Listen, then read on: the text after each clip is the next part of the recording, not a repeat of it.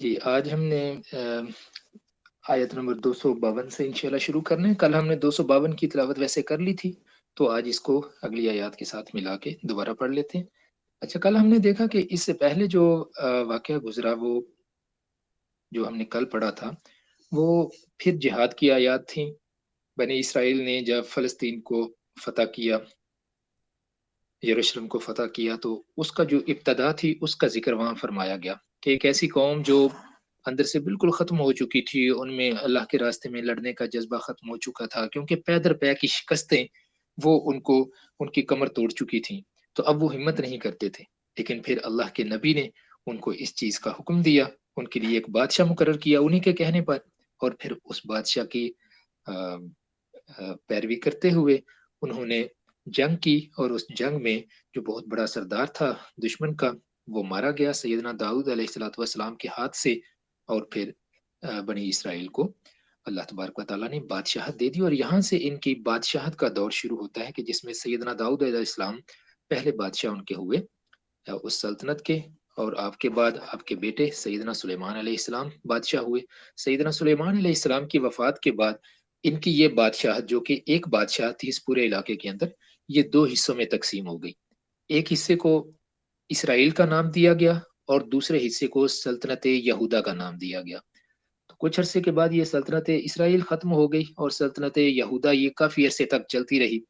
لیکن پھر کیا ہوا کہ ان کے اعمال دوبارہ سے پھر خراب ہونے شروع ہوئے، اور پھر جو رومی تھے، رومیوں نے رومیوں سے بلکہ پہلے کا جو دور تھا، کیا ہوا کہ ان کے مشرق والی جانب سے، یعنی شام سے مشرق کی طرف جو سلطنت تھی بابل کی، وہاں سے بخت نصر نے ان کے اوپر حملہ کیا اور بہت زیادہ تباہی پھیلائی۔ پہلا حملہ، اس کے بعد پھر دوسرا حملہ، اور جو ہیکل بنا ہوا تھا سیدنا سلیمان علیہ السلام کے دور میں، جو بہت بڑی مسجد بنائی گئی وہاں پر، تو بخت نصر نے اتنا زیادہ تباہی مچائی اس علاقے کے اندر، کہ اس نے اس ہیکل کو بھی مکمل طور پر تباہ کر دیا، اور بنی اسرائیل کو اپنے ساتھ لے گیا، بھیڑ بکریوں کی طرح ان کو ہانکتا ہوا اپنے ساتھ کچھ کو قتل کر دیا، اور باقیوں کو غلام اور لونڈی بنا کر بابل لے گیا۔ تو وہاں پر بابل کی اسیری کا ان کا بہت لمبا عرصہ ایک وہاں پر گزرا۔ تو بخت نصر کو جو اس کی بادشاہت تھی بابل کی، تو اس کو کیونکہ ایران کے بادشاہ جنہوں نے ہخامنشی بادشاہت ایران کی شروع کی تھی، یہ وقت تھا تقریباً 439 قبل مسیح۔ تو 439 قبل مسیح میں انہوں نے وہ بادشاہت شروع کی۔ بیسیکلی وہ جس علاقے کے رہنے والے تھے، ان کو جو ہے وہ کہا جاتا تھا یہ فارس کا جو علاقہ ہے، تو یہیں پر مغربی فارس کے وہ رہنے والے تھے۔ تو وہاں اس وقت جو بادشاہ تھی میڈینز انگریزی میں ان کو کہتے ہیں، تو میڈیائی جو بادشاہ تھی، تو مختلف قبائل کو ملا کے انہوں نے ایک نئی بادشاہت کا آغاز کیا۔ بعد میں لیڈیا کو بھی انہوں نے فتح کر لیا، جس کو آج ہم ماڈرن ترکی جو ہے، اس کا ایک علاقہ تھا لیڈیا۔ تو وہاں پر ایک بادشاہ تھا جس کا نام تھا کروسس۔ تو کروسس کو اردو میں اس کا بعض کا ترجمہ جو ہے قارون کر دیتے ہیں، لیکن یہ قارون وہ والا قارون نہیں جو سیدنا موسیٰ علیہ السلام کے دور میں تھا، بلکہ یہ بات کا ہے۔ تو کروسس کو بھی انہوں نے فتح کر لیا، لیڈیا کو۔ تو ترکی کا جو مغربی یہ درمیانی اور مغربی علاقہ تھا سارا، تو اس کو فتح کر لیا گیا۔ سارڈیس اس کا دارالحکومت تھا، یہ سارا قبضے میں آ گیا۔ اب جب ان کی سلطنت اتنی بڑی ہو گئی، بابل کو بھی انہوں نے فتح کر لیا، تو ان کے بارے میں کہا جاتا ہے کہ ان کی یہ پورا واقعہ جو ہے وہ ہم سورہ کہف کے اندر انشاءاللہ پڑھیں گے اس کو تفصیل کے ساتھ، لیکن یہاں اجمالی طور پر میں یہ بتا دوں کہ بنی اسرائیل جب انہوں نے یہ فتح کر لیا اس علاقے کو، بابل کو، تو بنی اسرائیل بھی وہیں پر تھے۔ اور یہ کہا جاتا ہے کہ جو یہ ایران کے بادشاہ تھے، جن کو کی خسرو کہا جاتا ہے یا سائرس اعظم کہا جاتا ہے، انگریزی کے اندر ہم ان کو سائرس دا گریٹ، تو سائرس دا گریٹ جو ہیں، انہوں نے جب بادشاہت قائم کی، تو کہا جاتا ہے کہ ان کی ایک بیوی جو ہے وہ یہودی النسل تھیں۔ تو انہوں نے ان کو کہا تھا کہ آپ کو اللہ تعالیٰ نے طاقت دی ہے، ہماری یہ قوم یہاں پر غلامی کی زندگی بسر کر رہی ہے، آپ نے علاقہ فتح کر لیا ہے یہ، تو اب اللہ کا ہم سے وعدہ ہے کہ اللہ ہمیں ہماری ارض مقدس کے اندر، جو ہماری ارض موعود ہے کہ ہم سے اللہ تعالیٰ نے وعدہ کیا ہے، وہاں پر بسائے گا، تو یہ نیک کام آپ کرنے میں اگر اپنا حصہ ڈالیں تو یہ ہمارے لیے بہت، آپ کے لیے بھی بہت بڑی سعادت ہوگی۔ تو پھر یہ کہا جاتا ہے کہ انہوں نے سائرس نے बनी इसराइल को वहां से लाकर दोबारा फलस्तीन की तरफ लाके इनको बसा दिया, और फलस्तीन के लोग जो हैं वो वहां पर उन्होंने उस शहर को दोबारा से बसा लिया। और इसी दौरान में ये वाकया जो है, सैयदना उज़ैर अलैहिस्सलाम उस दौर में थे, तो आपने जब उस शहर को देखा, आगे इनका वाकया आएगा इसी तीसरे पारे के अंदर अभी कुछ आयात के बाद इंशाअल्लाह। तो उन्होंने जब देखा तो उन्होंने कहा कि अल्लाह ने, ये बस्ती जो है ये तो गिरी पड़ी है, तो इसको किस तरह से अल्लाह ताला जिंदा करेगा। तो फिर अल्लाह ताला फरमाता है कि मैंने इनको 100 साल तक सुला दिया। तो वो वाकया जो है बड़ा फिर तफसील में इंशाल्लाह हम देखेंगे। तो ये इस तरह से बनी इसराइल का जो मामला था, ये यहाँ से उनकी बादशाहत की इब्तदा हो रही है, जहाँ से आगे चल के फिर इनके बहुत से मामला चलेंगे। इनकी जैसे बुख्त नसर के साथ इनकी लड़ाइयाँ थी, फिर इनकी रूमियों के साथ लड़ाइयाँ होंगी, रूमी भी इनको बहुत ज्यादा तंग करेंगे। तो ये सारी चीजें जो है ये इंशाल्लाह हम साथ साथ डिस्कस करते जाएंगे। तो आते हैं, तो ये जो आयत हमने कल तक पढ़ी थी उनके अंदर जिहाद का जिक्र था, जैसा हमने पहले बयान कर लिया। अब इसके बाद जो दो आयत आ रही हैं दरमियान में, ये इस चीज की तरफ इशारा कर रही हैं कि ये जो सारा किस्सा है, ये हम ए नबी सल्लल्लाहु अलैहि वसल्लम, हम आपकी तरफ ये बयान करते हैं हक के साथ। ये सारी की सारी सच्ची बातें हैं।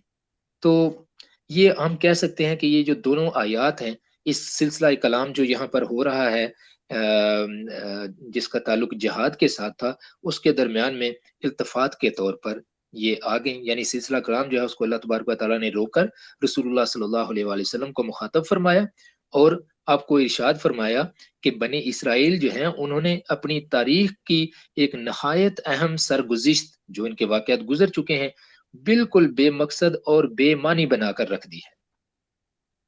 तो हमने अब इसको बिल्कुल ठीक-ठीक उसके नताइज और जो उसके फ़वाइद हो सकते हैं जो हैं, और उसके अंदर जो हुक्म है अल्लाह तबारक व तआला के, और इसमें जो मसाले हैं, मुख्तलिफ ऐसी चीज़ें जिनसे इस्लाह ली जा सकती है, तो उसके साथ हमने आपको सुना दिया है, ताकि इस आईने में, ये एक तरह से आईना है, इसमें आप और आपके साथी अपने मुस्तकबिल का नक्शा उसको देख सको कि इनकी हालत ये थी, इन्होंने क्या किया, अब आप आगे क्या करेंगे इन तमाम हालात को देखकर। और ये इस बात की नहायत रोशन दलील है कि अंबिया और रसुल जितने भी आए हैं, आप उन्हीं के सिलसिले की एक कड़ी हैं। आप उनमें आखिरी नबी, जैसा अल्लाह तबारक व तआला ने और कुरान पाक में जगह पे फरमाया कि आप खातमुन नबिय्यीन हैं सल्लल्लाहु अलैहि वसल्लम। तो फरमाया कि आप इन्हीं के, यहाँ पर इस आयत में फरमाया तिलका आयातु अऊज़ु बिल्लाहि मिनश शैतानिर रजीम बिस्मिल्लाहिर रहमानिर रहीम, तिलका आयातुल्लाह, ये अल्लाह ताला की आयतें हैं, निशानियां हैं, नतलूहा, हम इनको पढ़ते हैं, अलैका, आपके ऊपर, बिल हक, हक के साथ, व इन्नका लमिनल मुरसलीन, और बेशक आप रसूलों में से हैं, अल्लाह ताला के भेजे हुए रसूलों में से आप हैं। तो इस चीज को अल्लाह तबारक व तआला ने जिक्र फरमा दिया कि जो सिलसिला अंबिया का ये अल्लाह तबारक व तआला ने शुरू किया, और मुख्तलिफ अंबिया के हमने नाम पढ़े, तो नबी सल्लल्लाहु अलैहि वसल्लम आप उसी सिलसिले में आप मौजूद हैं। तो और अल्लाह तबारक व तआला ने ये जो सारी चीज़ें जो हैं वो दे दी हैं, ये अल्लाह तबारक व तआला की तरफ से हैं, क्योंकि इसके अलावा हम कहीं से ये इल्म हासिल नहीं कर सकते। और ये सारे वाक़यात मुकम्मल सेहत के साथ और सदाकत के साथ ये तमाम के तमाम रसूलुल्लाह सल्लल्लाहु अलैहि वसल्लम के सामने अल्लाह तबारक व तआला ने बयान कर दिए। तो फरमाया कि अब अगर अहले किताब जो है वो मामले के सिर्फ इसी एक पहलू पर गौर करते कि देखिए ये सारे वाकयात जो है ना, ये रसूलुल्लाह सल्लल्लाहु अलैहि वसल्लम हमें सुना रहे हैं। बनी इसराइल के जो लोग थे वहां पर मदीना के इर्द गिर्द, वो मतलब उनके सामने ये आयतें बयान की जाती थी। तो अगर इसी पर गौर कर लेते कि आपकी रिसालत के सबूत के लिए यही दलील काफी थी, लेकिन उनका ये जो अंधा बहरा तासुब उनको इस अमर में माने है कि वो अपने नबी के सिवा किसी और रसूल की रिसालत और उसके लिए कोई फजीलत तस्लीम कर सकें, इसको वो बिल्कुल इसके लिए तैयार नहीं है। हालांकि अल्लाह ताला के नबियों और रसूलों में से किसी के लिए भी मुतलक बरतरी का दावा सही नहीं है, ये जैसे अभी अब्दुल्ला भाई ने भी बात की, तो इसको हम आगे तफसील में देखते हैं इंशाल्लाह अगली आयत के अंदर। तो अल्लाह तबारक व तआला ने क्योंकि अपने तमाम रसूलों को किसी न किसी फजीलत से मुख्तस किया है, तो ये फजीलतें जो हैं ये उनकी खुसूसी फजीलतें हैं किसी खास मामले के अंदर, और सबके लिए मर्तबे और दर्जे हैं। लेकिन अहले किताब ने क्या किया, उन्होंने अपना जो एक तासुब था ना, اپنا جس کو ہم کہہ سکتے ہیں کہ گروہی تعصب تھا، اس میں وہ مبتلا ہو گئے، تو انہوں نے اس میں مبتلا ہو کر اپنے سوا سب کی انہوں نے تکذیب کر دی، اور سب کی مخالفت کے لیے انہوں نے جو ہے نا مکمل طور پر اپنے آپ کو تیار کر لیا۔ تو اب اس حالت پر صبر کرنا ہے اور ان کو اس کے حال پر چھوڑ دینا ہے۔ اللہ تبارک و تعالیٰ نے اس دنیا میں شر کو بھی کیونکہ مہلت دے رکھی ہے، تو بلا شبہ اگر وہ چاہتا تو یہ لوگ جو ہیں یہ سارا کچھ نہ کر سکتے، لیکن وہ یہی چاہتا ہے کہ حکمت اسی میں اس کی حکمت اور مصلحت ہے کہ یہ لوگ یہ کرتے کیا ہیں، یہ اللہ کا کلام ان کے سامنے پڑھا جاتا ہے تو یہ اس کو کس طرح سے لیتے ہیں۔ اب اگلی آیت کی طرف ہم چلتے ہیں۔ فرمایا تلک الرسل، یہ رسول ہیں، پہلے ذکر فرما دیا نا پچھلی آیت میں کہ وَإِنَّكَ لَمِنَ الْمُرْسَلِينَ، اور بے شک آپ رسولوں میں سے ہیں، انبیاء میں سے ہیں آپ، اور یہاں فرما دیا تلک الرسل، یہ جن انبیاء کا ہم ذکر کر رہے ہیں یہ رسول ہیں، فضلنا، ہم نے فضیلت دی، بعدہم، ان میں سے کچھ کو، علی بعد، کچھ کے اوپر، تو ہم نے کچھ انبیاء کو کچھ کے اوپر فضیلت دی۔ اب دیکھیں یہ فضیلت جو ہے نا، یہ فضیلت کچھ چیزوں کے اندر ہے جسے ہم کہتے ہیں کہ یہ جزوی فضیلت کی ہم بات کرتے ہیں۔ اب اللہ تبارک و تعالیٰ نے اس کا آگے بیان بھی فرما دیا، منہم، ان میں سے، من، کچھ ایسے بھی تھے، منہم من کلم اللہ، ان میں سے کسی نے اللہ تعالیٰ کے ساتھ کلام کیا، سیدنا موسیٰ علیہ السلام نے کلام کیا اللہ تبارک و تعالیٰ کے ساتھ، ورفع، اور بلند کیا، بعضہم، ان میں سے بعض کو، درجات، درجوں میں، ان میں سے کچھ کو اللہ تبارک و تعالیٰ نے درجوں میں بلند کر دیا۔ اب کلام جو ہے اللہ تبارک و تعالیٰ نے موسیٰ علیہ السلام سے ایک ایسے انداز میں کیا جس انداز میں باقی انبیاء کے ساتھ نہیں کیا، تو یہ آپ کی ایک جزوی فضیلت ہو گئی۔ اسی طرح سے فرمایا وَآتَيْنَا، اور ہم نے عطا کیا، ہم نے دیا، عیسیٰ ابن مریم البینات، عیسیٰ جو مریم علیہ السلام کے بیٹے تھے، علی نبینا علیہ الصلوۃ والسلام، تو ان کو ہم نے البینات، ان کو ہم نے کھلی نشانیاں دی۔ اب کھلی نشانیاں جو سیدنا عیسیٰ علیہ السلام کو ملی ہیں، دیکھیں انبیاء میں بہت ممتاز مقام ہے سیدنا عیسیٰ علیہ السلام کا، ان جو نشانیاں ہیں یا جو آپ کو یہ بینات دی گئی تھی، یہ ان کے حوالے سے، جیسے دیکھیں آپ مٹی سے، گارے سے پرندہ بناتے تھے، اس کے اوپر پھونک مارتے تھے تو کہتے تھے کم بِإِذْنِ اللہ، اللہ کے حکم سے ہو جا، مطلب پرندہ بن جا، اور وہ پرندہ بن کے اڑ جاتا تھا۔ اب اور آپ مردوں کو آپ کو اللہ تبارک و تعالیٰ نے یہ طاقت بھی دی، یہ معجزہ بھی عطا فرمایا کہ آپ کے ہاتھ سے مردے بھی زندہ ہوئے، اور اسی طرح سے آپ کو یہ معجزہ بھی دیا گیا کہ مادر ذات جو اندھے تھے، مطلب جب وہ پیدا ہی اندھے ہوئے تھے، ان کی آنکھوں کے اوپر آپ ہاتھ رکھتے تھے، اللہ تعالیٰ کا نام لیتے تھے، اور وہ لوگ ٹھیک ہو جاتے تھے، ان کی بینائی ان کو مل جاتی تھی جن کے پاس بینائی ہوتی ہی نہیں تھی۔ اسی طریقے سے کوڑ کے مرض میں، لیپروسی میں جو لوگ مبتلا ہوتے تھے اس دور میں، یہ مرض جو ہے یہ پرانے وقتوں میں یہ بہت زیادہ رہا ہے مختلف قوموں کے اندر، تو لیپروسی کا جو مرض تھا اس میں لوگوں کو آپ ان کو شفا یاب کر دیتے تھے۔ تو یہ وہ جزوی فضیلتیں ہیں جو سیدنا عیسیٰ علیہ السلام کو، یہ وہ معجزات ہیں جو ان کو خصوصی طور پر عطا کیے گئے تھے۔ وَأَيَّدْنَاهُ، اب ایک اور چیز جو خصوصی ان کو عطا فرمائی گئی وہ یہ تھا، وَأَيَّدْنَاهُ، اور مدد دی تھی ہم نے ان کو، بروح القدس، روح قدس کے ساتھ۔ سیدنا جبرائیل علیہ الصلوۃ والسلام ہر وقت آپ کو اسسٹ کرنے کے لیے آپ کے ساتھ ہوتے تھے۔ تو یہ فضیلتیں اللہ تبارک و تعالیٰ ذکر فرما رہے ہیں کہ سارے کے سارے انبیاء ہیں، اے نبی صلی اللہ علیہ وآلہ وسلم، آپ انہی انبیاء میں سے ایک ہیں، اور یہ سارے نبی جو ہیں ان میں سے کچھ کو ہم نے کچھ کے اوپر فضیلت دی، مطلب یہ جزوی فضیلتیں، کچھ انبیاء کو ایک معجزہ دے دیا، کچھ کو دوسرا معجزہ دے دیا، کسی نے اللہ تبارک و تعالیٰ کے ساتھ جا کے کلام کیا، کسی کے اللہ تبارک و تعالیٰ نے درجے بلند کر دیے، اور سیدنا عیسیٰ علیہ السلام کو اللہ تبارک و تعالیٰ نے اتنے زیادہ معجزات عطا فرمائے۔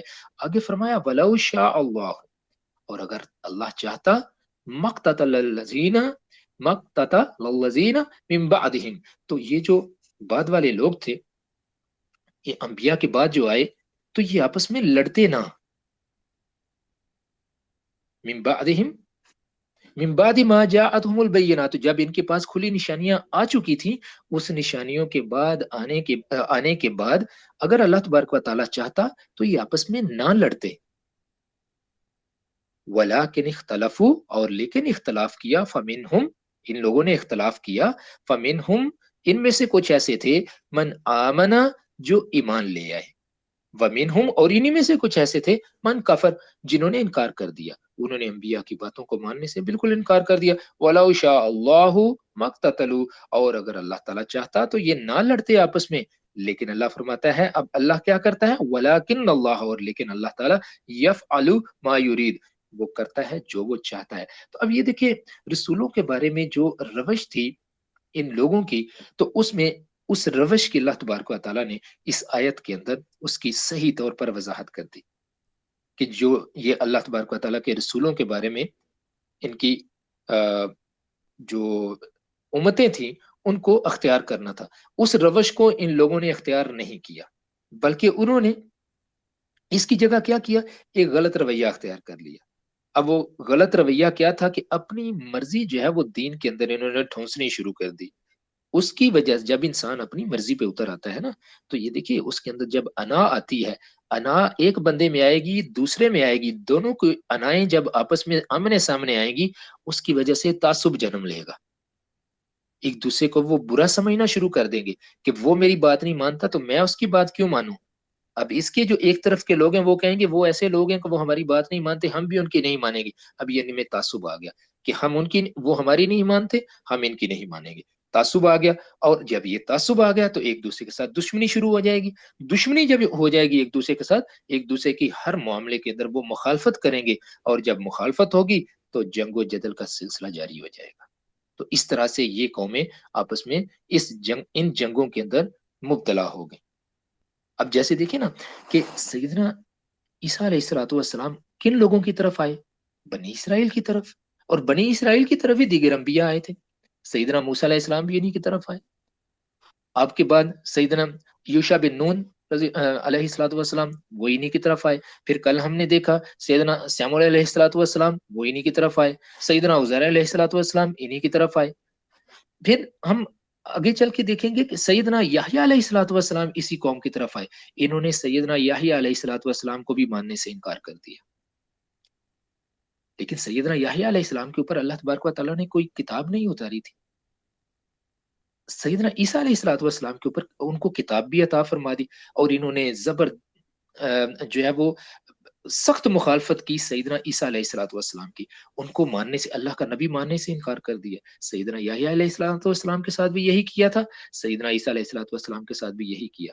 تو پھر کیا ہوا کہ یہ قومیں جو ہیں ان کا آپس میں اختلاف ہو گیا. کچھ لوگ جو تھے انہوں نے کہا ہم تو یہودی ہیں، اور جن لوگوں نے سیدنا عیسیٰ علیہ الصلوۃ والسلام کو مان لیا، یہ لوگ انہوں نے کہا کہ ہم تو عیسائی ہو گئے. کچھ عرصہ یہ لوگ سیدنا عیسیٰ علیہ الصلوۃ والسلام کی تعلیمات کے مطابق عمل کرتے رہے. لیکن جب پال کا دور آیا تو سینٹ پال جس کو کہا جاتا ہے، اس نے آ کر اس دین کے اندر بڑی عجیب و غریب سی چیزیں شروع کر دیں، جس کا ذکر ہم پہلے کر چکے ہیں کہ برٹرن رسل نے بھی بہت اس معاملے میں لکھا ہے کہ کس طریقے سے جو ہے وہ دین کا حلیہ اس بندے نے بگاڑا، لیکن بہت بڑا مقام جو ہے وہ اس کو اس میں دیا جاتا ہے. تو مطلب اس فیتھ کے اندر، لیکن جو اصل حقیقت ہے، جو پیچھے تاریخ ہے، اگر اس کی طرف دیکھا جائے تو معاملہ کچھ اور ہو جاتا ہے. تو یہ ہم مناسب وقت پہ انشاءاللہ جب یہ آیات آئیں گی تو اس پہ انشاءاللہ اس کی جو ہے وہ تفسیر وہ بھی کریں گے. تو اب یہ دونوں قومیں جو ہیں انہوں نے دیکھیں آپس میں ان کے بہت زیادہ اختلافات ہو گئے، حالانکہ ایک ہی شریعت کو دونوں مانتے ہیں. عیسائی جو اپنے آپ کو کہتے ہیں لوگ، شریعت ان کے لیے بھی شریعت موسوی ہی ہے. لیکن وہاں پر کیا ہوا کہ جو مذہبی لوگ تھے انہوں نے ایک اور بدعت کا آغاز کیا.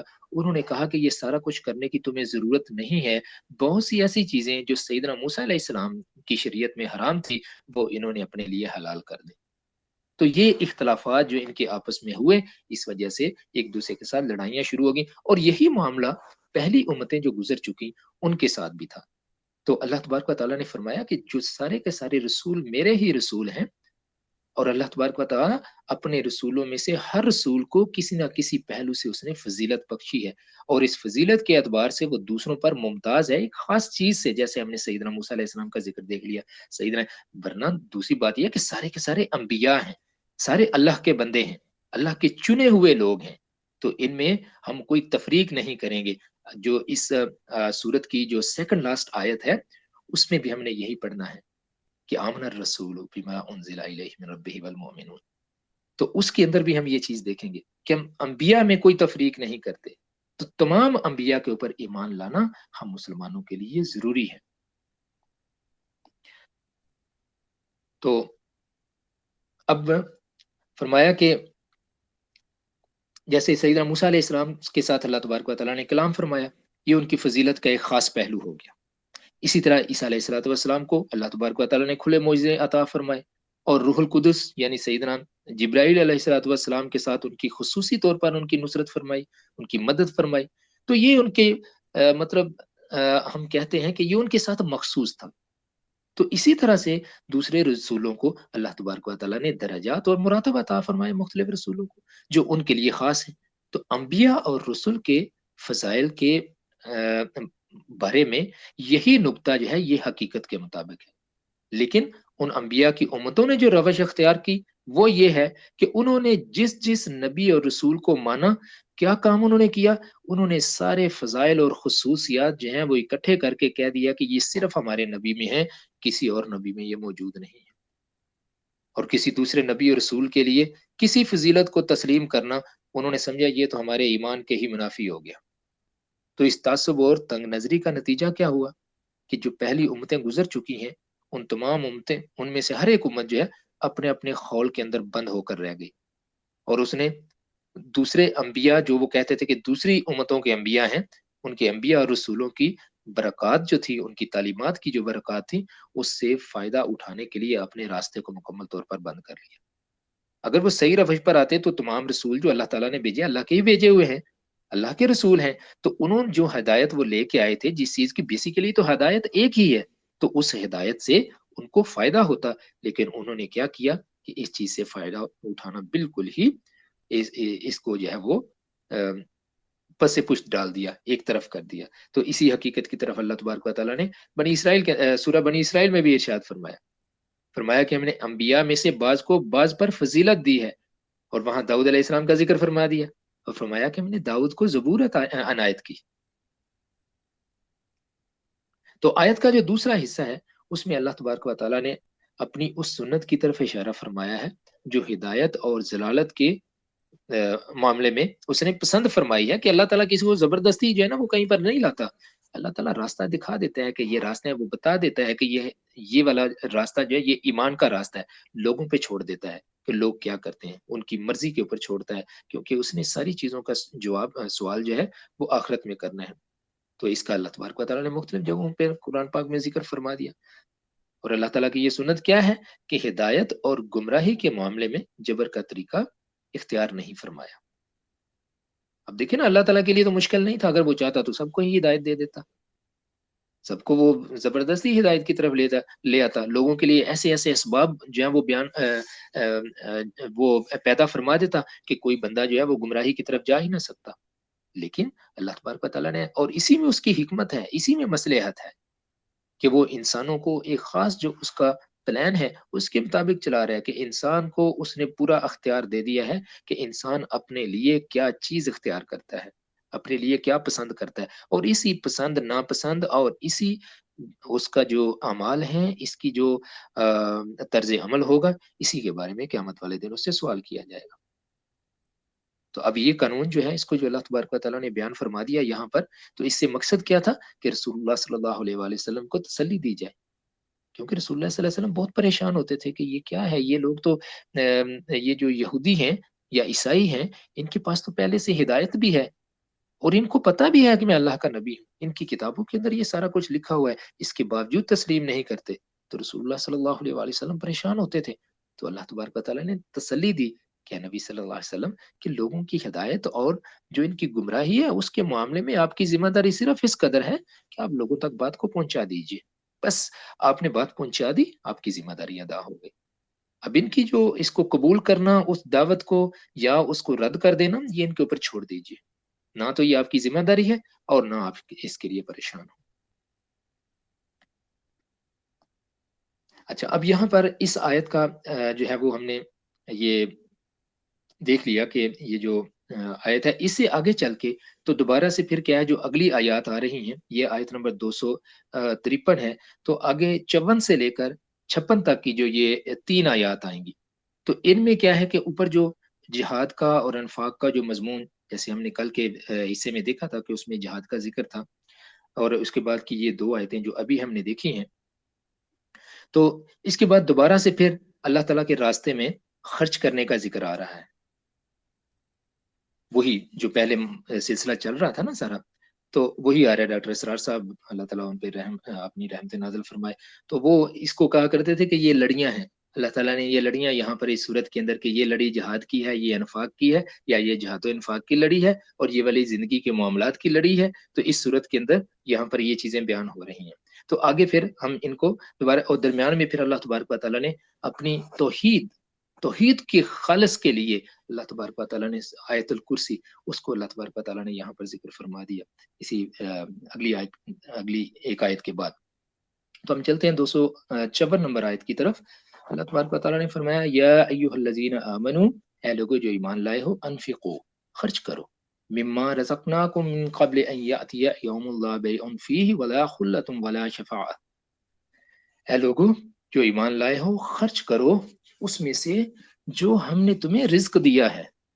खर्च किस में से करना है? जो हमने तुम्हें दिया है। देखिए अल्लाह तबारक व तआला भी कमाल किया हुआ है, उसने रिस्क भी खुद दिया है, और अपने दिए हुए में से लोगों को कहता है कि ये खर्च करो, और आगे कहता है कि तुम्हारे ये फायदा इसमें है, मुझे दोगे तो तुम्हें ये बढ़ा चढ़ा के दिया जाएगा। आगे आगे चल के आयात जो इन्फाक की आयात है, बहुत सी आगे बड़ी तफसील में अल्लाह तबारक व तआला ने बयान फरमाया हुआ है कि अल्लाह के रास्ते में खर्च करोगे तो उसका अल्लाह तबारक व तआला के यहाँ क्या मुकाम है, अल्लाह किस तरह से अजर अपने बंदों को देंगे। तो फरमाया कि ए लोगो, ए ईमान वालो, खर्च करो उसमें से जो हमने तुम्हें रिस्क दिया है। और आगे फरमा दिया, एक तंबीह भी फरमा दी, मिन क़ब्ल, कबल इसके, अन यातिया, कि आ जाए तुम्हारे पास, यौमुन, वो दिन, आ जाए तुम्हारे पास एक दिन, ला बैउन फीह, जिस दिन कोई खरीद फरोख्त नहीं हो सकेगी, वला खुल्लतुन, और ना ही कोई दोस्ती काम आएगी, वला शफाअतुन, और ना ही कोई किसी की सिफारिश करेगा। 3 चीजों का जिक्र फरमा दिया यहाँ पर, कि इसी दुनिया के अंदर जो करना है इसी दुनिया के अंदर कर लो। माल असबाब जितना है ये इसी दुनिया के लिए है, ये साथ कोई भी नहीं लेके जाएगा। तो अल्लाह के रास्ते में यहाँ पर खर्च कर लो। ये नहीं कहा कि सारे का सारा खर्च कर दो, तखफीफ फरमाई इंसानों के लिए कि जितना कर सकते हो उतना कर लो, लेकिन उस दिन के आने से पहले पहले कर लो जिस दिन कोई खरीदो फरोख्त नहीं हो सकेगी, किसी के पास कुछ होगा ही नहीं, कोई किसी को कुछ दे ही नहीं सकेगा। वला खुल्लतुन, और ये भी नहीं, दुनिया में तो एक दूसरे के काम आ जाता है ना इंसान के, फलां मेरा दोस्त है, फलां रिश्तेदार है, मेरे लिए कुछ करेगा। फरमा दिया उस दिन कोई किसी के काम नहीं आएगा, कोई किसी की दोस्ती किसी के काम नहीं आएगी। वला शफाअतुन, और दुनिया में तो देखते हैं ना कि बड़े लोग जो है अपने आप को, मतलब दुनियावी लिहाज से जिनका कोई मुकाम होता है, वो किसी की सिफारिश कर देते हैं। किसी भी मामले में दुनिया के अंदर सिफारिशें आम होती हैं, चाहे वो जायज सिफारिश हो चाहे वो नाजायज सिफारिश हो, इससे कतई नजर दुनिया के अंदर सिफारिशें चलती हैं। लेकिन अल्लाह ने फरमाया कि उस दिन कोई सिफारिश भी नहीं चलेगी। वल काफिरून हुमुज़ ज़ालिमून, और जो इन बातों से इनकार करते हैं वो जालिम है। इन बातों का इनकार करने वाले, यानी उस दिन का इनकार करने वाले, वो जालिम है जो इस बात को नहीं मानेंगे। अल्लाह तबारक व तआला हमें अमल की तौफीक अता फरमाए। अगली आयत की तरफ चलते हैं, आयतुल कुर्सी, जो कुरान पाक की बड़ी आयत में से एक आयत है, और इसके अंदर अल्लाह तबारक व तआला ने अपनी तौहीद का एक ऐसे अंदाज में जिक्र फरमाया है जो इसी आयत के साथ मखसूस है। तो इससे पहले कि हम इसकी तफसीर की तरफ चलें, हम मैं चाहूँगा कि इसकी कुछ जो फ़ज़ाइल हैं आयतुल कुर्सी के, अहादीस में जो बयान हुए हैं उनका ज़िक्र हो जाए। तो मुस्नद अहमद की एक रवायत है, मौलाना शफी साहब ने अपनी तफसीर में ये ज़िक्र किए हैं कि रसूलुल्लाह सल्लल्लाहु अलैहि वसल्लम ने इसको सब आयात से अफजल फरमाया है, आयतुल कुर्सी को। और एक दूसरी रवायत है कि रसूलुल्लाह सल्लल्लाहु अलैहि वसल्लम ने सैयदना उबई बिन कब रज़ी अल्लाह तआला अन्हु से दरियाफ्त किया कि कुरान में कौन सी आयत सबसे ज्यादा अजीम है। सैयदना उबई बिन कब रज़ी अल्लाह तआला अन्हु ने अर्ज किया, आयतुल कुर्सी। रसूलुल्लाह सल्लल्लाहु अलैहि वसल्लम ने उनकी तस्दीक करते हुए फरमाया, ये कहते हुए कि तुमने सही कहा है, फरमाया, ए अबुल मुंज़िर, تمہیں علم مبارک ہو، اللہ تعالیٰ نے تجھے علم دیا ہوا ہے، تجھے مبارک ہو یہ۔ سیدنا ابو ذر رضی اللہ تعالی عنہ نے حضرت صلی اللہ علیہ وآلہ وسلم سے دریافت کیا، یا رسول اللہ صلی اللہ علیہ وآلہ وسلم، قرآن میں عظیم تر آیت کون سی ہے؟ فرمایا آیت الکرسی۔ سیدنا ابو ہریرہ رضی اللہ تعالیٰ عنہ فرماتے ہیں کہ رسول اللہ صلی اللہ علیہ وآلہ وسلم نے فرمایا کہ سورہ بقرہ میں ایک آیت ہے جو سیدہ آیات القرآن ہے۔ سیدہ آیت القرآن کیا ہوا کہ قرآن پاک کی آیات کی سردار ہے، وہ جس گھر میں پڑھی جائے شیطان اس سے نکل جاتا ہے۔ اب اس کو جو ہے نا شیطان گھر سے نکل جاتا ہے، ایک تو ہم چیز دیکھتے ہیں نا برکت، کہ اس کی برکت سے نکل جاتا ہے، اور دوسرا ہم جو فزیکل اسپیکٹ ہے نا ذرا اس کو بھی دیکھیں۔ ہم نے ہر چیز کو جو ہے نا وہ اسی طرح سے ہم لیتے ہیں کہ اس کی برکت ہے، اس کی برکت کی اللہ تبارک و تعالیٰ نے اپنے کلام کے اندر برکت بلا شبہ رکھی ہے، لیکن برکت کا صرف یہ ایک ہی پہلو نہیں ہے، برکت کے بہت سے پہلو ہیں، اور ان میں سے ایک پہلو یہ ہے برکت کا کہ جب گھر کے اندر آیت الکرسی پڑھی جائے گی شیطان اس سے نکل جاتا ہے۔ کس طرح سے شیطان نکلے گا؟ ایک تو اللہ کا کلام پڑھا جا رہا ہے، جب وہ اس کو سنے گا تو اس سے بھی بھاگے گا۔ دوسرا، جب ہم آیت الکرسی پڑھتے ہیں ہمارے اپنے کانوں کو بھی سنائی دیتی ہے، اور جب ہمیں اس کے ترجمے کا بھی پتا ہوگا اور ہمیں پتا ہوگا اس کے اندر کیا لکھا ہوا ہے، سننے والے بھی اس کو سنیں گے، ہمارا ایمان مضبوط ہوگا، اور جب انسان کا ایمان مضبوط ہوتا ہے تو شیطان اس سے دور بھاگے گا نا۔ تو یہ اس اسپیکٹ کو ہمیں اپنے ذہن میں ضرور رکھنا چاہیے جب ہم برکت کے اسپیکٹس کو دیکھتے ہیں، کہ جب ہم کسی اچھی چیز کا ذکر کرتے ہیں یا کوئی اچھا عمل کرتے ہیں، بیسیکلی اللہ تبارک و تعالیٰ کے ساتھ ہمارا کنیکشن مضبوط ہو جاتا ہے۔ اللہ کے ساتھ کنیکشن جب انسان کا مضبوط ہوگا تو شیطان جو حملے کر رہا ہے ان حملوں کا اثر کم سے کم ہو جائے گا۔ تو جب شیطان جو ہے اس کے حملوں کا اثر کم سے کم ہوگا تو شیطان ہم سے پھر دور رہنا شروع ہو جائے گا۔ تو ایک اسپیکٹ اس کا یہ بن جاتا ہے۔ نسائی کی ایک روایت میں ہے کہ رسول اللہ صلی اللہ علیہ وآلہ وسلم نے فرمایا، جو شخص ہر نماز فرض کے بعد آیت الکرسی پڑھا کرے تو اس کو جنت میں داخل ہونے کے لیے بجز موت کے کوئی چیز مانے نہیں ہے، یعنی موت کے بعد فوراً وہ جنت کے آثار اور راحت و آرام کا مشاہدہ کرنے لگے گا۔ اب ہم اس کے تفسیر کی طرف چلتے ہیں۔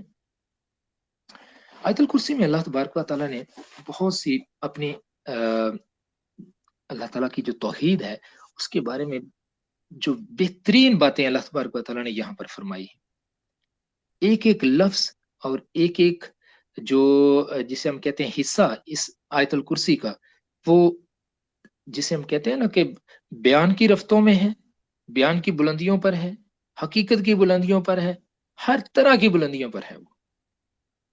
اور اس کے اندر کیونکہ اسی آیت کے اندر اللہ تعالیٰ نے ذکر فرمایا ہے کرسی کا، تو اس لیے اس کو آیت الکرسی مطلب کرسی والی آیت کا نام دیا جاتا ہے۔ فرمایا اللہ لا الہ، اللہ نے پہلے اپنا نام بیان فرمایا، اللہ، اللہ، لا الہ، نہیں ہے کوئی خدا، الا ہوا، اس کے علاوہ، اللہ وہ ہے کہ جس کے علاوہ کوئی خدا نہیں، جس کے علاوہ کوئی معبود نہیں ہے، الحی، زندہ ہے، ہمیشہ سے زندہ ہے، ہمیشہ زندہ رہے گا، القیوم۔ اب یہ دونوں جو الفاظ ہیں نا ان میں دیکھیے مبالغہ پایا جاتا ہے، اوپر تشدید آ رہی ہے نا، الحی، ایسا زندہ ہے کوئی اس جیسا زندہ نہیں ہے، ایسا زندہ ہے کہ شروع سے زندہ ہے، ایسا زندہ ہے کہ ہمیشہ زندہ رہے گا، اس جیسا کوئی زندہ نہیں ہے۔ القیوم، قائم ہے، اور ایسا قائم ہے کہ جو کبھی گرتا نہیں ہے۔ قائم، القیوم کا مطلب وہ قائم جو خود بخود قائم ہو، جس کو کسی نے تھاما ہوا نہ ہو، جو اپنے طور پر قائم ہو، وہ ہے القیوم۔ تو اللہ تبارک و تعالی القیوم ہے، اس کو کسی سہارے کی ضرورت نہیں ہے، وہ اپنے آپ کو خود تھامے ہوئے ہے، وہ خود سے قائم ہے۔ آگے پھر اگلی صفت بیان فرمائی، اب دیکھیں یہاں تک کیا فرما دیا، اللہ اپنا نام لیا، لا الہ الا ہوا، وہی خدا ہے، اس کے علاوہ کوئی خدا نہیں ہے۔ آگے دو چیزوں کا اپنے ناموں کا صفات کا ذکر فرما دیا، الحی، القیوم، الحی ہے اور قیوم ہے۔ آگے فرمایا لا تأخذہ، نہیں پکڑتی اس کو سنتن، اونگ، ولا نوم، اور نہ ہی نیند۔ اب سنتن کیا ہوتا ہے؟ اونگ، اونگ جو ہے وہ نیند کا ابتدائی حصہ ہے، نیند کی ابتدا ہے۔ تو اللہ تبارک و تعالیٰ کو نیند کی ابتدا بھی نہیں چھوتی، ولا نومن، اور یہ جو نیند کی انتہا ہے کہ جب انسان یا کوئی اور مخلوق بے خبر ہو جاتے ہیں کہ ان کے ارد گرد کیا ہو رہا ہے، اللہ تبارک و تعالیٰ ان تمام چیزوں سے پاک ہے۔ ہر وقت وہ نظر رکھے ہوئے ہے اپنی بادشاہی کے اوپر، اپنی بادشاہت کے اوپر۔ لہو، اسی کے لیے ہے۔ ایک تو یہ صفتیں یہاں بیان فرما دی کہ اس کو اونگ نہیں آتی، اس کو نیند نہیں آتی۔ لہو ما فی السماوات و ما فی الارض، سب کچھ اسی کے لیے ہے، جو کچھ بھی آسمانوں میں ہے اور جو زمین میں ہے۔ دیکھیں، آسمانوں کا، آسمان کے لیے جمع کا صیغہ بیان فرمایا، زمین کے لیے ایک واحد کا صیغہ بیان فرمایا، کیونکہ یہ آیات ہم انسانوں کے بارے میں نازل ہوئیں، ہم انسانوں کے لیے نازل ہوئیں جو اس سیارہ زمین پہ رہتے ہیں۔ تو اس نے فرمایا کہ یہ جس زمین پہ تم رہ رہے ہو یہ بھی اسی کی ہے، اور یہ جو اوپر تم آسمان دیکھتے ہو، جمع کا صیغہ بیان فرمایا کہ یہ جو اوپر آسمان ہے، یہ سارے کے سارے آسمانوں کے جو کچھ بھی اس کے اندر ہے، یہ بھی سارے کا سارا اسی کے لیے ہے۔ من ذا الذی، کون ہے جو یشفع، شفاعت کرے، کون سفارش کرے گا، عندہ، اس کے قریب، الا، مگر، باذنہ ہی، اس کے حکم کے ساتھ۔ مطلب کوئی نہیں ہے جو اس کے حکم کے بغیر اس کے قریب کوئی سفارش کر سکے۔ تو سفارش کون کرے گا؟ وہی کرے گا جس کو اللہ تبارک و تعالیٰ کا حکم ہوگا، جس کو وہ اجازت دیں گے کہ آپ مجھ سے سفارش کر سکتے ہیں۔ تو رسول اللہ صلی اللہ علیہ وآلہ وسلم قیامت والے دن جب اپنی امت کے لیے شفاعت کریں گے، اللہ تبارک و تعالیٰ آپ کو حکم دے گا تو آپ اللہ کے دربار میں یہ شفاعت کریں گے اپنی امت کی بخشش کے لیے۔ اللہ تبارک و تعالیٰ ہمیں ان لوگوں میں شامل فرمائے کہ جن کو رسول اللہ صلی اللہ علیہ وآلہ وسلم شفاعت فرمائیں گے، اور آپ کی شفاعت کو اللہ تبارک و تعالیٰ یقیناً قبول فرمائیں گے انشاءاللہ العزیز۔ تو فرمایا کہ من ذا الذی یشفع عندہ الا باذنہ، اس کے حکم کے بغیر کوئی اس سے سفارش بھی نہیں کر سکتا۔ یعلم، اس کے بعد یہ چیز ذکر فرما دی، وہ جانتا ہے، ما بین ایدیہم، جو ان کے سامنے ہے، لوگوں کے سامنے جو کچھ ہے نا، اللہ تعالیٰ وہ سارا کچھ جانتا ہے۔ جو یہ اعمال کر رہے ہیں اس کو اس کا بھی پتہ ہے، جو ان کے آگے آنے والا دور ہے اس کو اس کا بھی پتہ ہے، وما خلفہم، اور جو ان کے پیچھے ہے، جو گزر چکا، جو ان کے پیچھے والا زمانہ تھا، جو اعمال یہ پیچھے کر چکے، اللہ تبارک و تعالیٰ اس سب کو بھی جانتا ہے۔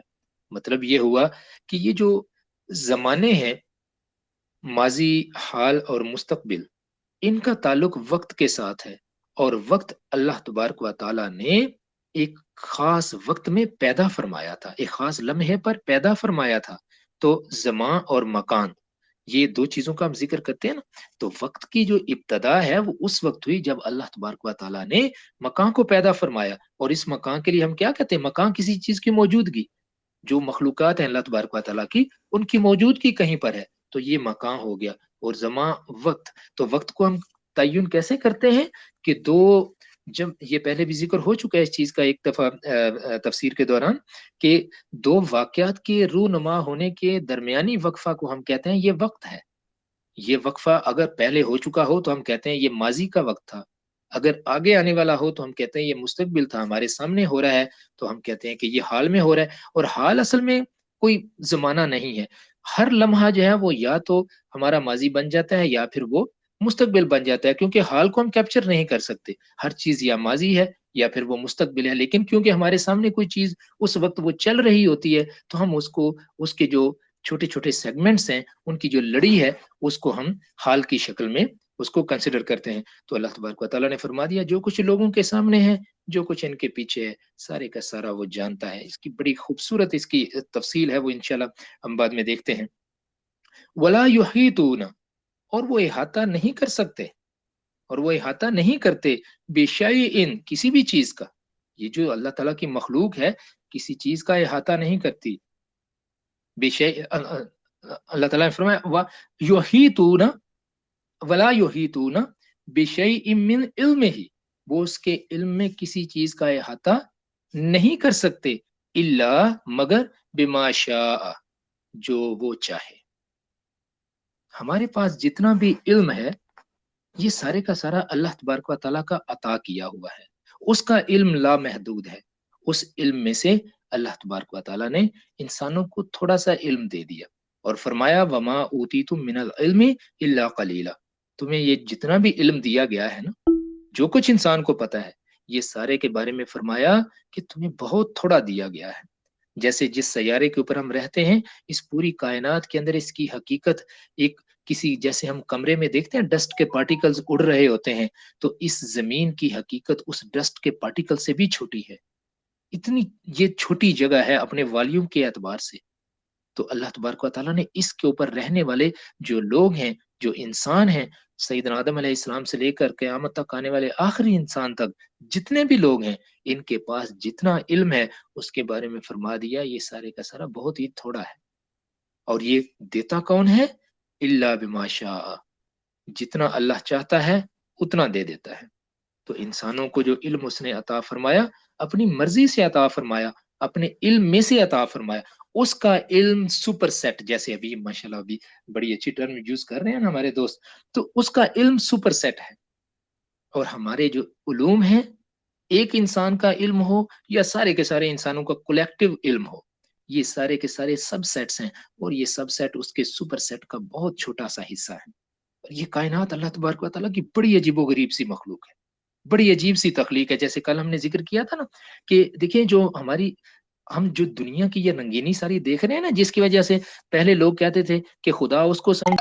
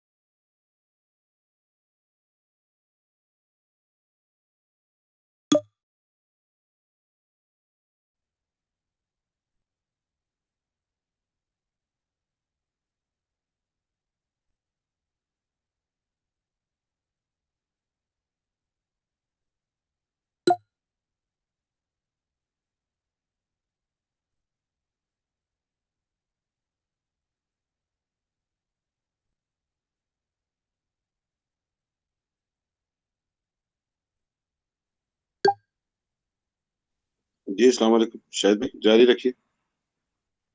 शुक्रिया नासिर भाई, जज़ाकल्लाह खैर। ये स्पेस में है। जी हाँ, स्पेस क्रैश हो गई। अच्छा, जी, तो हम देख रहे थे आयतुल कुर्सी का ये हिस्सा कि जिसमें अल्लाह तबारक व तआला फरमाता है कि इल्म का कोई भी उसकी मखलूक इहाता नहीं कर सकती, सिवाय उसके कि जितना अल्लाह तबारक व तआला चाहता है। तो हमारे पास जितना भी इल्म है, जो कुछ हमने जाना और उस जानने की वजह से दुनिया देखें किस तेज़ी के साथ तब्दील हो गई। कितनी चीज़ें हैं जो आज हम अपने इर्द-गिर्द देख रहे हैं। कितनी चीज़ें हैं जिनका सुराग हम लगा लेते हैं, जो गुज़र चुकी हैं पिछले वक़्तों में। आज हम कार्बन डेटिंग करते हैं या हम दीगर टेक्नीक जो है वो इस्तेमाल करके ये पता चला लेते हैं कि फलाँ वक़्त में कोई चीज़ अगर हमें मिली है, तो वो किस दौर के अंदर मौजूद थी, कितने 100 साल पहले या कितने हज़ार साल पहले मौजूद थी।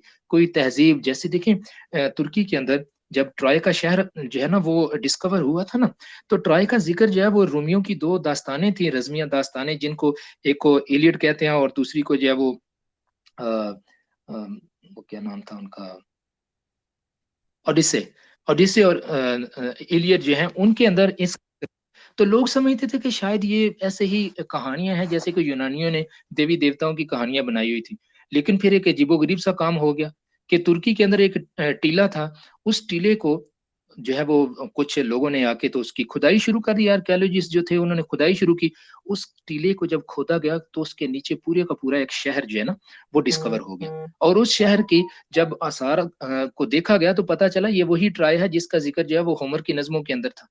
تو یہ دیکھیں انسان کو جو یہ علم دیا ہوا ہے، یا پھر وہ علم جس کے ذریعے سے انسان چاند تک پہنچ چکا جیسے لوگ کہتے ہیں، یا وہ مریخ پر اپنے جو انسٹرومنٹس ہیں ان کو پہنچا چکا اور انسان وہاں تک جانے کی تیاریاں کر رہا ہے، یا اس نے اسپیس اسٹیشن بنا لیا، وہاں پر انسانوں کی آمد و رفت جاری ہوتی ہے، تو یہ سارا کچھ اس نے علم سے حاصل کیا۔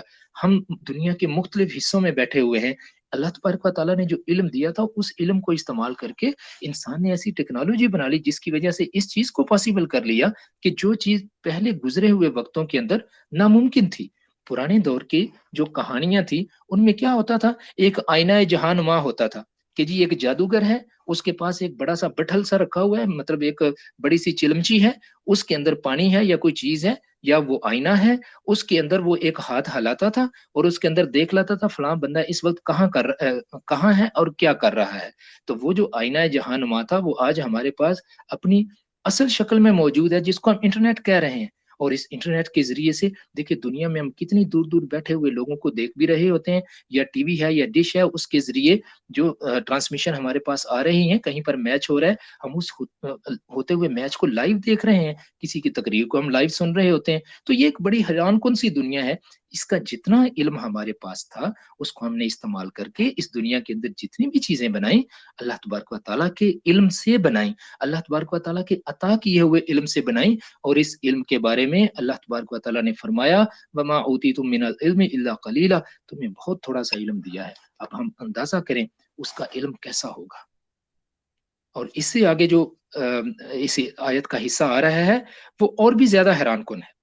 فرماتا ہے وسع کرسیہ السماوات والارض، اس کی کرسی آسمانوں اور زمین کے اوپر وسیع ہے۔ اب کرسی ہم کس کو کہتے ہیں؟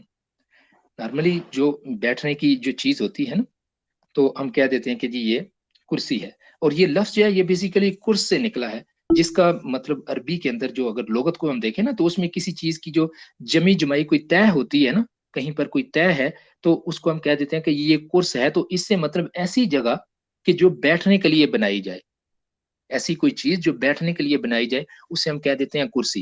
اور اسی کو پھر اصطلاحاً ہم استعمال کرتے ہیں لٹریچر کے اندر، اپنی روزمرہ کی زندگی کے اندر، کہ جی کرسی کس کے پاس ہے؟ فلاں کے پاس۔ مطلب کیا ہوا؟ حکومت کس کے پاس ہے؟ تو کرسی کا لفظ جو ہے وہ حکومت کے لیے بھی استعمال کرتے ہیں، تو حکمرانی کے لیے استعمال کرتے ہیں۔ تو اس سینس کو جب ہم لیتے ہیں تو اب ذرا آ جائیں اس حصے کی طرف۔ اللہ فرماتا ہے وسع کرسیہ السماوات والارض، اس کی کرسی، اس کی حکومت وسیع ہے آسمانوں کے اوپر اور زمین کے اوپر۔ اس کائنات کی کوئی چیز ایسی نہیں ہے جو اس کی اس حکومت سے باہر ہو۔ ہر چیز کو وہ دیکھ رہا ہے، ہر جگہ پہ اسی کا حکم چلتا ہے۔ اور جگہ پہ اللہ تبارک و تعالیٰ نے قرآن پاک میں فرمایا کہ اس کائنات کی ہر چیز میں، ہر جگہ پہ صرف اس کا حکم چلتا ہے، اور ہر دن وہ ایک نئی شان کے ساتھ ہے۔ تو یہ اللہ تبارک و تعالیٰ کی جو کائنات ہے، اللہ تبارک و تعالیٰ کی جو یہ بادشاہت ہے، یہ ایسی بادشاہت ہے کہ جس کا کوئی ثانی نہیں ہے، جس جیسی کوئی اور بادشاہت نہیں ہے۔ وہ ہر چیز کو کنٹرول کر رہا ہے۔ تو آسمانوں اور زمین کو اس کی کرسی نے، اس کی بادشاہت نے گھیرا ہوا ہے۔ کوئی کام یہاں پر اس کے مرضی کے بغیر نہیں ہو رہا۔ ہم جب کہتے ہیں نا کہ کوئی کام اس کی مرضی کے بغیر نہیں ہوتا، دیکھیں کل ہم نے ذکر کیا تھا لاز آف نیچر کا یا لاز آف فزکس کا۔ یہ سارے کے سارے لاز کیا ہیں؟ انسانوں نے ان کو ڈسکور کیا ہے۔ ان کا بنانے والا کون ہے؟ وہی جس نے اس کائنات کو بنایا ہے۔ تو یہ لاز اس نے اس دنیا کے اندر لگا دیے، وہ سارے کا سارا کام انہی لاز کے مطابق ہو رہا ہے، اور یہ اس کے احکامات ہیں، یہ اس کے حکم ہیں۔ انہی کے ذریعے سے اس دنیا کا سارا نظام چل رہا ہے، اور اس وقت تک چلتا رہے گا جب تک وہ چاہے گا، اور جب وہ چاہے گا اس نظام کو درہم برہم کر دے گا، اور جہاں چاہے گا وہ درہم برہم کر دے گا۔ جیسے قیامت کا ذکر آتا ہے نا، تو قیامت کوئی ایک ہی گھڑی نہیں ہے کہ ایک ہی وقت میں دھماکہ ہوا اور سارا کوئی ختم ہو گیا۔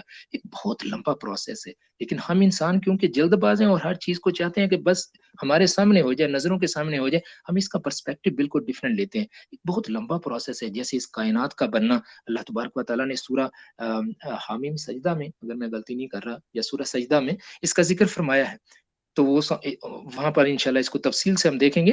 تو اس چیز کا ذکر فرمایا اس نے کہ یہ جو سارا معاملہ ہے इसको एक बहुत लंबा अरसा लगा है, जैसे दिनों का जिक्र आता है कि 6 दिन में इसको पैदा फरमाया, तो दिन क्या है, वो लंबा अरसा है। तो अल्लाह तबारक व तआला ने इसको सारी की सारी कायनात को इसी तरह से इसको उसकी बादशाहत इस सारी कायनात के ऊपर हावी है, और फरमाया वला यऊदुहु हिफ्ज़ुहुमा।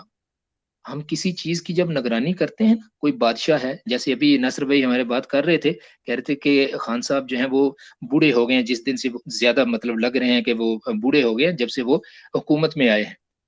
तो ये फिक्र जो होती है ना इंसान को किसी चीज की, अभी यही इसी स्पेस में बात हो रही थी, ये इंसान को बूढ़ा करती है। और एजिंग का जो प्रोसेस है, बेसिकली हमारी बॉडी के जो सेल्स हैं, जब ये हर वक्त काम कर रहे हैं कर रहे हैं कर रहे हैं, तो हमारी बॉडी में डिग्रेडेशन हो रही है, कैटाबॉलिक प्रोसेसेस हो रहे हैं, एनाबॉलिक प्रोसेसेस उनको मेकअप करते हैं। लेकिन वक्त के गुजरने के साथ साथ हमारे जो एंजाइम प्रोडक्शन के प्रोसेस है बॉडी के अंदर, वो वीक होते चले जाते हैं। नतीजा क्या होता है कि जितनी डिग्रेडेशन होती है उतनी रिफॉर्मेशन नहीं होती। तो नतीजे के तौर पर जो सेल्स हैं उनका वॉल्यूम सिकुड़ना शुरू हो जाता है। इस वॉल्यूम के सिकुड़ने के साथ साथ इसी को हम कहते हैं अब ये एजिंग हो रही है। जितना पहले मौजूद था वो कंज्यूम ज्यादा हो रहा है, नया उसकी जगह नहीं ले रहा उतना ज्यादा। तो फिर इससे बंदे में बुढ़ापा आ रहा है, या उसमें थकावट के आसार आ रहे हैं, थकावट हो रही है। जैसे मसल्स में फैटीग होती है ना, मसल फैटीग, तो इसकी जब बायोकेमिस्ट्री को हम देखते हैं तो वहां पर भी ये चीज कि इंसान थकता क्यों है। तो यहाँ फरमाया वला यऊदुहु हिफ्ज़ुहुमा, वो इन सब को देख रहा है, लेकिन इस सब को देखना और इनके ऊपर बादशाही करने से वो थकता नहीं है।